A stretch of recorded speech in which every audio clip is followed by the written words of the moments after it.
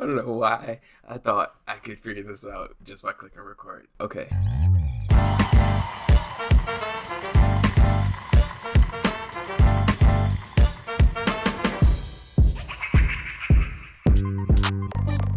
What's up, y'all? It's your boy Keith, back at it again with another video. I know I haven't been here for a while, but I'm here now, and that's all that matters. I know I'm gonna have a lot of new viewers coming in from the Kenny Beats stream. Hi, Kenny Beats stream, if I'm on. Fortunately, I got second place in Kenny Beats stream 17 beat battle. I think 17. I know OK Sammy got first. His beat was crazy. Kind of a little bit salty that we skipped the 24-hour challenge because, you know, your boy was in 4th place, but nobody wanted to listen to it. So, you know, it's fine. It's cool. Let's get into this breakdown right now. Well, let me break down how these beat battles work. So first, Kenny Beats gives us a sample. We got 2 hours, or the times they vary, to come up with a beat. And then after we come up with the beat, we enter it into this voting system, and we have people that vote for our beats. Whoever's in the top 10 or top 15 ends up getting played and then judged by Kenny Beats himself. So this is a sample that he gave us this time around.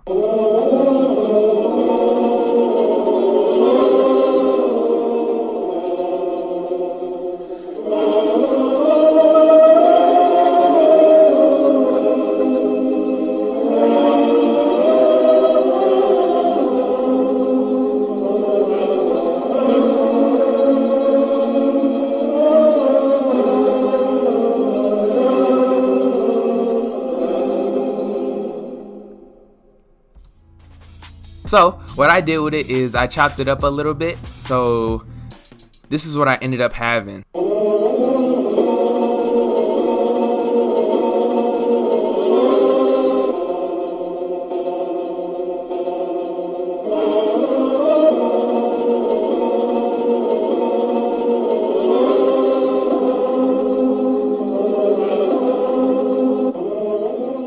So one other thing that I did with the sample that I forgot to mention was I just recorded the entire sample into Edison.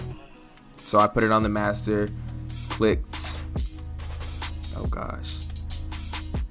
record, and then just press play. And it records all the stuff on the master. So then once you do this, you can just drag it in. And then it's just gonna be there. And you can manipulate it. It's more manipulatable. I don't know if that's a word, but you get what I'm saying. So what I did is I recorded the entire sample chop and pitched it up. So where it sounds like this.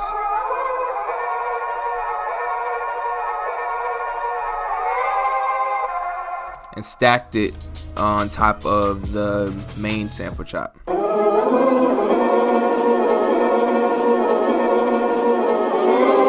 And I wanted it to sound super big, so with the regular sample chop, I delayed it, and basically, oh my gosh. Delay starts out like this, essentially. So where it delays. I just repeated myself. See what I did there? It delays and I repeat it. Never mind. So what you do is you turn down the knob, go into ping pong, pan it all the way, either one way or the other. I usually just go right for force of habit. And you keep the pitch and turn down the tempo sync. So what this does is instead of having it straight up, so basically mono,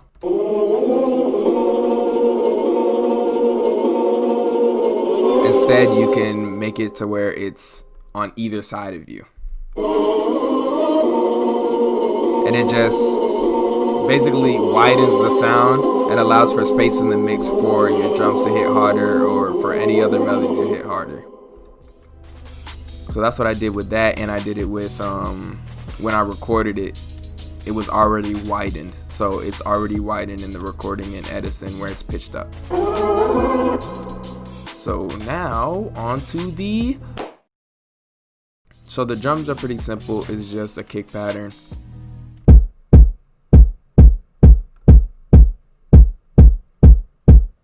And that repeats the entire pattern. It doesn't change. So what I wanted to do with this track is not go super complex on the drums. Like if you listen to my regular music, I usually go crazy on the drums, but with this, it was more melody driven, so I needed to pretty much be chill on the drum to let the melody shine. So I just added a hi-hat loop from Oh Gosh's sample pack. Please go cop that. It is a great drum kit. Oh Gosh's drum kit. All of them. They're all phenomenal. So go get those. But this is what the hi-hat loop sounds like.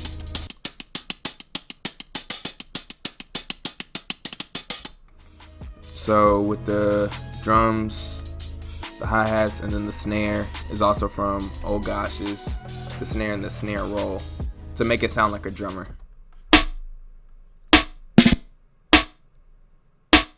So this is the full drum pattern.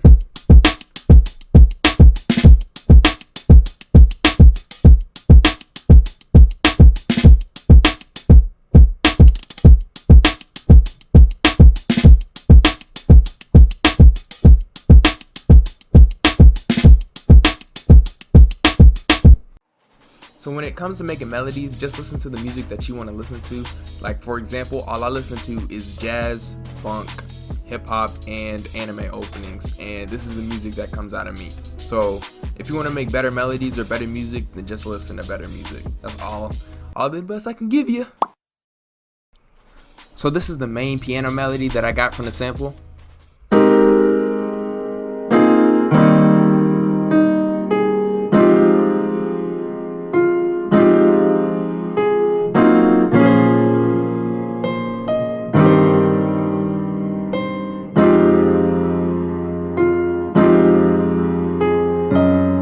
The second part sounds like this.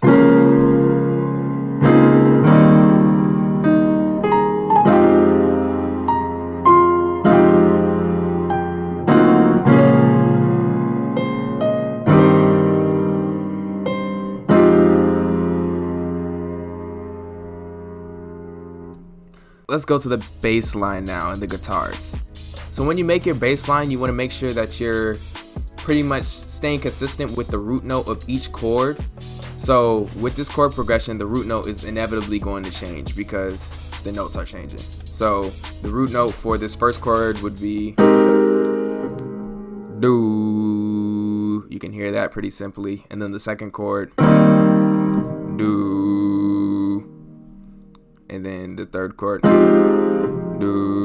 or do, or to go high since I don't have a deep voice, do. That would be the root note for that one. So when I'm creating my bass line, I needed to make sure those specific notes were the most present in each chord hit, basically. So the bass went something like this.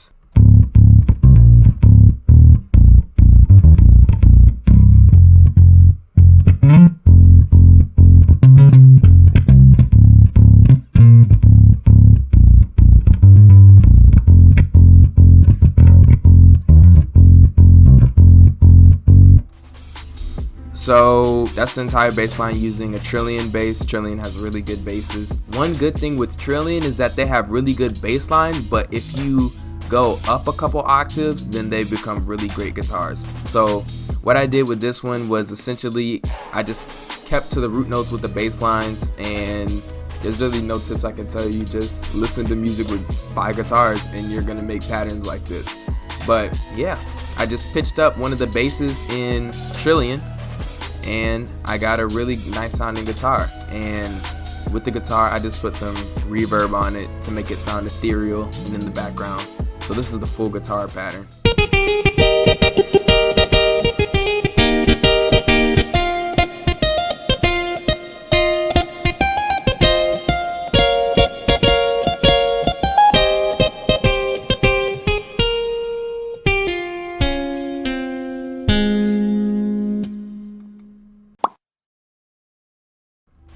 So with these beat battles, it's in a voting system where there's like over 100 entries. Sometimes there's even over 400 entries. So you need to have something that captures the listener within like the first 3 seconds.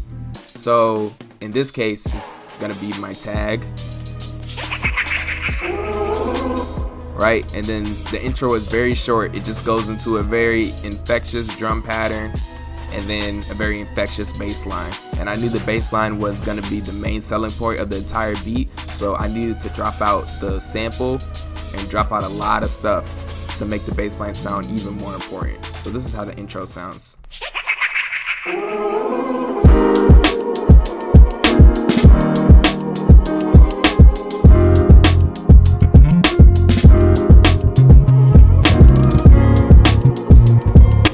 Right, so when people are listening to the song, within that first 3 seconds, they're gonna be like, oh, what is this? Oh, I hear that laugh. This gotta be a Keith beat, or this gotta be a Moon beat, like stuff like that. And then I just dropped out everything when the guitars came in, because that's another selling point. The guitars sound very real, so might as well accentuate them. So I dropped out a whole bunch of stuff besides the kick and the bass line. Right? And then for the final part of the beat, I just kept the bass line, took out the piano, since the bass line's pretty much the best part of the beat. And this is like a little break to think that it's over.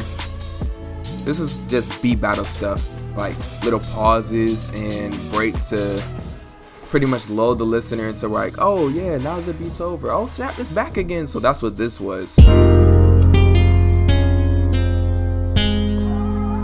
One cool thing that I did in the little outro, of the beat, was I turned this pattern in the audio. So basically when you turn a pattern in the audio, you just right click, render and replace, and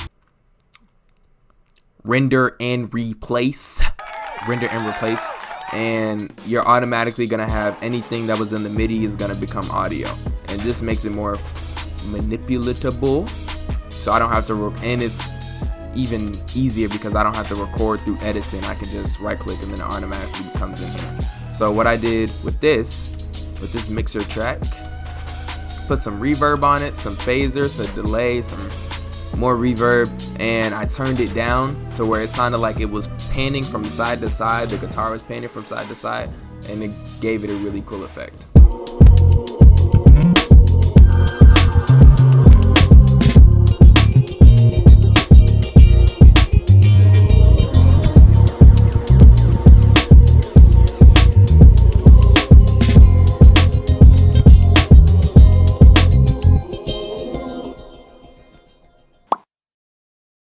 Just as far as the mixing goes, it has a pretty minimalistic mix. I didn't do anything to it. So minimalistic as in there was nothing done to it.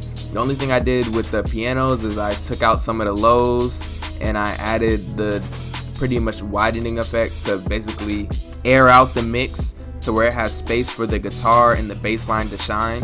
So the piano is basically on either side of you, and then the bass line and the guitar are like right in front of you. So that's something you always want to keep in mind, spatial mixing, just seeing where everything is. I always think of when I'm at a band live, like every person who's playing an instrument aren't stacked on top of each other right in front of you. There's gonna be a drummer to your left, or a guitar player to your right, or a piano player to your direction other than right, a random instrument player to another direction other than left. Like they're not gonna be all in one place. They're gonna be all around you. So why don't you mix like that? So now I just play the whole beat for you.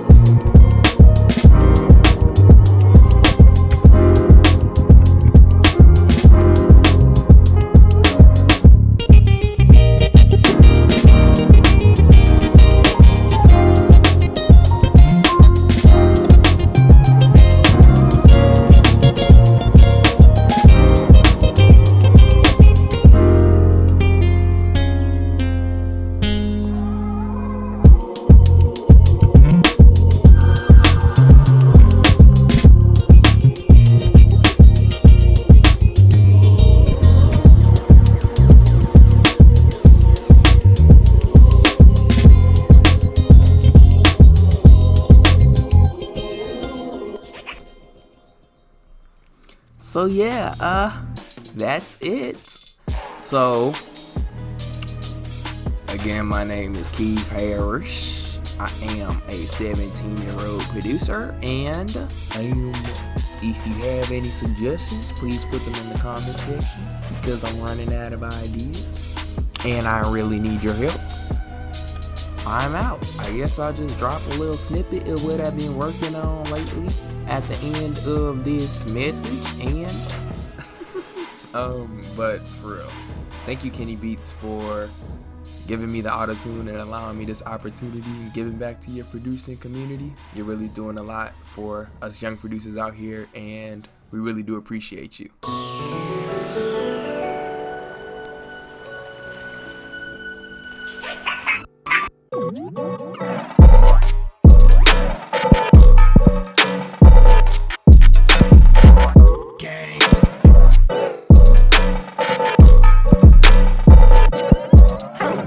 Thank you for the auto-tune. I'll make good use of it. It can help my singing to where I'm singing like this.